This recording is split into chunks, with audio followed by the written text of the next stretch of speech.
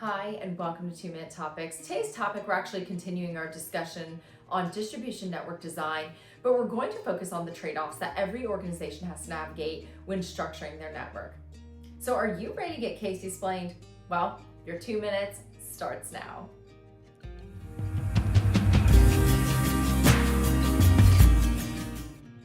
In our last episode, we established that distribution network performance is evaluated along two dimensions: the value provided to the customer and the cost of meeting those customer needs. Then we also covered the 7 customer value factors and how the number of facilities in your network directly impacts inventory, transportation, and facility costs. But today we're going to actually build on that foundation and talk about the trade-offs that exist within those decisions, because distribution network design is never a clean, straightforward answer. Every structural decision that your organization makes comes with a cost on one side and a benefit on the other. But here's a fundamental reality of every distribution network design decision: responsiveness and efficiency typically pull in opposite directions. So a network designed for maximum responsiveness requires more facilities located closer to the customer.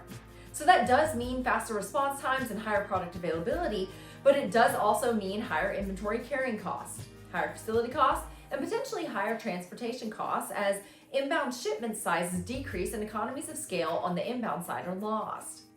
A network designed for maximum efficiency consolidates those facilities, reduces inventory investment, and takes advantage of economies of scale in both transportation and operations.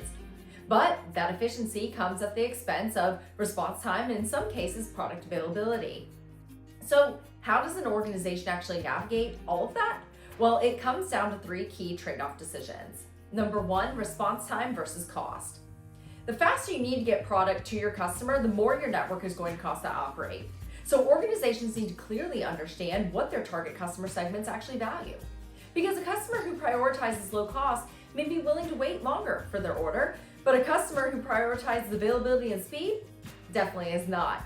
So your network should be structured around those priorities, not around a one-size-fits-all assumption.